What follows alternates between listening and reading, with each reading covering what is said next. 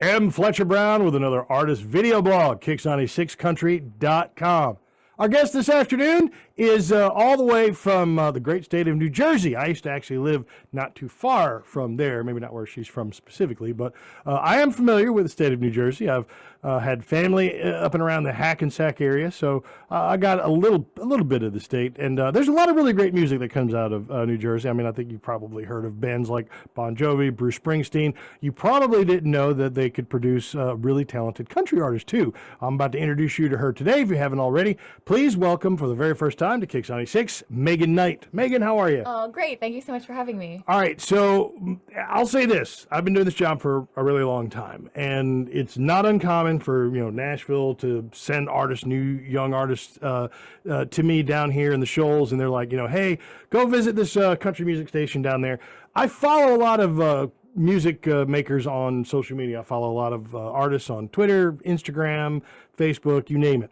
Every now and again, I'll run across one that I haven't met yet and that nobody has sent to me, but the music is really spectacular. And I'm just like, all right, I've got to meet that person. I've got to get that person to come down here to our station and introduce them to my audience. And Megan is one of those artists. So I've been following you and your music for a couple of years now, but let's go back to the beginning. Now, you created your first EP around 2012, right? Yes, You were forever like 14. ago. I think I was even younger than that. Wow. Maybe. So my very first EP, I was 12, and then I did another one at 13 and 14. Oh my goodness. I wound up connected with Gary Nichols Yeah. down here at that young age, and he mentored me, and now I'm working with Jimmy Nutt and James LeBlanc. All right, so she's actively recording down here in the Shoals, all right, with Grammy Award-winning producers, writers, and artists, okay? So would you say that these artists like Gary and Jimmy, were these guys your doorway into like the greater music community in Nashville, or did you have connections before that? 100%. They were, yeah, so they've been mentoring me since 13, and that's around the same age I started. Like I recorded my first EP at 12, but literally it's like I picked up a guitar, learned how to play, and just like jumped right into writing songs. And they found me like right when I started. Okay. No, but you say that you come from like a musical lineage. So can you talk about your musical heritage? Like is it your family? Yes, definitely. So I have a lot of musicians in my family on both sides, my mom's brother and my dad's uncle. So I grew up hearing music my whole life. They're in the cover scene, not so much original, but I do have a cousin that toured the world doing like punk music Oh, wow. originally, and he got to go to Australia. He played I'm trying to remember what that huge festival is for like the punk scene. You definitely know what it is. There's a huge punk festival in Australia. No, not Australia. This Okay. one's a different one. Oh, okay. It's in the US. Oh, okay. Oh my gosh, why am I forgetting it? But anyway, It'll come to you and it doesn't matter anymore. I'm going to have to look this but up. it's irrelevant. I'm going to have to look this up. I'm just going to have to be like, because there's got to be some great tribute to like the Sex Pistols and folks like that. Oh my God, I'm gonna be eating lunch. I'm gonna be like, that's what it is. But right, anyway, all surrounded right. by music my whole life. My grandfather also played guitar. But they never really were like, all right, let me teach you something. But then when eventually my dad's uncle, I was like, I think I want to learn how to like pick the guitar, because I was playing some random chords I learned on YouTube, and he taught me how to play like Dust in the Wind. And that was my first thing I learned. That's And I was a like, great first thing to learn, though. and I was like, wow, this is like really fun. So I just kind of stuck with it, just started writing my own songs. I played a backyard party, and there I met a guy named Gene Stevenson, who's friends with Gary Nichols. And that's how I started coming down here and working, and eventually met Jimmy Nutt and James LeBlanc, and all became good friends and co-writers, co-producers together. And it's like a big old family now. Well, around here, these artists and these songwriters, producers, I mean, it really is very much a family dynamic around here, and they can smell talent. I mean, they know they're not going to, they really just don't, play with just anybody. I mean, these guys are serious, and they know what they're doing, and they bring in people who are really just that good. So you're in good company, and if they've taken a shine to you, then that's a testament to your talent. Now, I've been listening to your music on Instagram as you release singles and things like that. You have a couple of EPs out that are available on your website. You got a brand new single right now, Dancing in the Mirror. All right. Yeah. Now, I say a brand new single right now. I say that, but in like a week, literally 1 week from today, you're about to release a new song. So we go from Dancing in the Mirror to Turbulence. So let's talk about the current single right now. Let's talk about Dancing in the Mirror. Is that one that you wrote, co-wrote, or Yes, I co-wrote Dancing in the Mirror with James LeBlanc and okay? Jimmy Nutt. And we actually put together quite the plan for this year. We have a lot of singles coming out. Okay. Oh So wow. Okay. yeah, it's going to be a bunch of singles throughout the year leading up to an EP release in November. Oh, okay. All right. So Dancing in the Mirror is now, as I understand the song. Now, I'm not a songwriter. All right. I hear a song and I think, oh, that's what this song's about. I could be entirely wrong.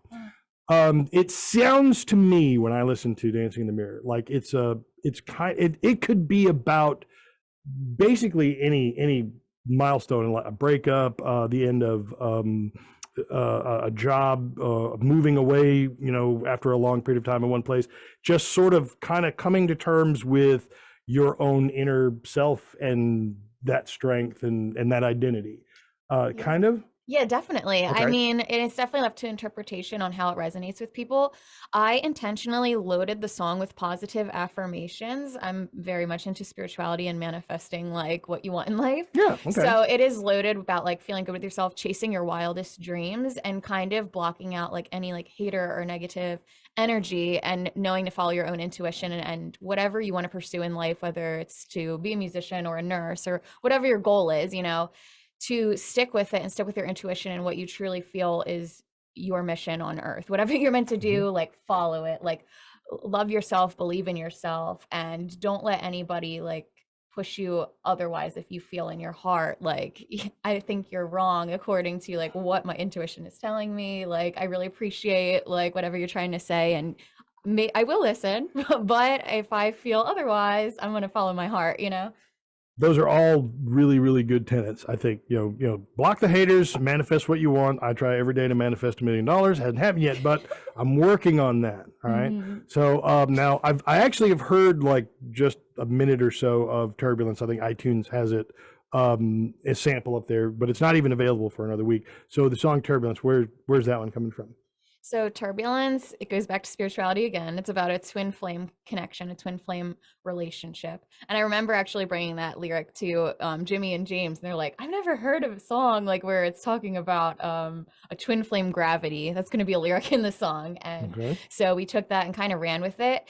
A twin flame relationship is when there's two people and it's close to being a karmic relationship where it could be like toxic, but it's not. You're constantly pushing each other to reach like your highest paths and like reach your greatest destiny in life. And like your personal relationship very much directly reflects like your career and like all these other aspects because your relationship inevitably is to like push you both together to reach your goals and like you're triggering each other and it's like crazy and it's turbulent, So we wanted to write a song about that because I'm like, I wish I had a song about that when I was in the depths of going through that.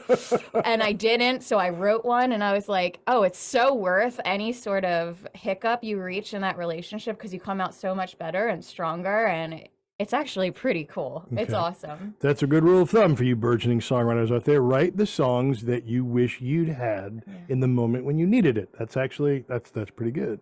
Now I said at the top of this interview I boxed you in as a country artist. I said, country, from New Jersey, but you're not limited at all, like as far as stylings, to country. In fact, you've done a number of covers. One that I kind of zeroed in on was you did a cover of the Kate Bush Running Up That Hill 2 full years before it was relevant again. 2 full years before it was everybody who had completely forgotten that song until Stranger Things is like 2 years ago in 2020. She did a cover of the Kate Bush Running Up the Hill. You've also covered Billie Eilish and some others. So I know that typically artists and songwriters, they don't really like genres. I mean, I've discovered that most don't really like to feel boxed in. Would you say though that your specific style, the music that you write mostly and release, does it fit more country? Does it fit more pop? Or is it just all kind of hybrid, basically relevant to just what you're feeling when you write? I would definitely say hybrid. I mean, right now in what we're trying to do with my original career is like a pop country crossover thing, but I mean, we say that. I have a song coming out later this year that doesn't have any pop influence. It's just like straight up like country meets Fleetwood Mac. But so I really don't believe in genres. I believe in like feeling an emotion and like executing it in the most organic, natural way. I think if you're trying to completely stay in this small box, you lose a lot of that spark and like what that raw emotion is, and then it becomes more commercial and it's like feels surgical kind of, and I hate that. Yeah. But it still always has a country flair. I mean, I'll sing a rock song and people hear like this natural country inflection in my voice and they're like, oh, country version of like Nirvana, cool. I'm like, okay. Yeah, you did Heart-Shaped Box too, didn't you? Yeah. Wow. See, there's so much really in her catalog that, which is still growing, by the way. I mean, like you've got a couple of EPs, you've got a few covers. It's like, there's so much left. Where do you think Megan Knight is going to end up here in the next, couple of years? I mean, honestly, where are you shooting for? I pray to just get that opening slot opening for like an artist kind of in my genre, but has the regional booking going on, because I just would love that like little 20-minute set to just get me started. And I've played, I mean, hundreds, thousands of shows in my life, but not like a whole tour of original music. So I'd love to just start out like small little set touring and get into that world. That's my goal. Yeah. Well, I think you're in the right place for it. All right. Megan Knight is our guest. The single is Dancing in the Mirror. So make sure you find that on whatever your favorite streaming platform is. Megan, if you've suddenly found yourself with an army of new fans, where do those people go to look for you on the internet? My website is megannightmusic.com, and on there is the links to every social media platform or music outlet. But my big outlets, I guess, would be Instagram, which is under Megan Knight 20, or on Facebook, Megan Knight Music. All right. So if you want to hear Dancing in the Mirror, make sure you call us at Kix96. I will be happy to play it for you, and probably Turbulence too when it drops in about a week. So Megan, thanks so much for coming all the way down here and visit with us. Thank you so much for having me. It was great. All right. Now, you spend enough time in the shoals, you're going to have to make sure that you keep us updated on where you're going and how Jimmy and Gary and all the rest of them are doing, all right? Yes, 100%. All right, because they don't ever come and visit me. I'm looking at you, Jimmy and Gary. You guys never come, ever, and visit me, ever. All right, they talk about it all the time. I'll drag them Never in. do. Next time. Drag them in. I'm gonna be like, you know what? We're piling in my car, and we're all going right now. Gary owes me a visit. I'm just saying, it was his idea, and I said, "Yeah, sure." He owes me a visit. Our guest is I'll pull him in. Our guest is Megan Knight. Find her online, megannightmusic.com, and we'll see you next time on another artist video blog at Kix96country.com. Dancing in the mirror, love me what I see.